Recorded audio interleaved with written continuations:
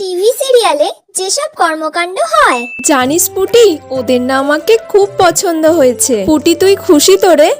হ্যাঁ দিদি, আমি তো খুব খুশি তোর জন্য। আমার এখান থেকে যেতে একটুও ভালো লাগছে না।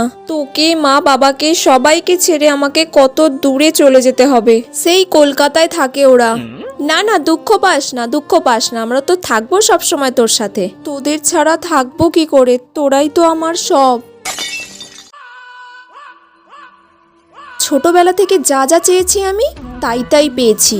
রোহন বাবুকে আমার পছন্দ ছিল, আর তুই কিনা আমার পছন্দটাকে নিয়ে নিবি? এইভাবে আমি তোকে কেড়ে নিতে দেব? তুই ভাবলি কি করে?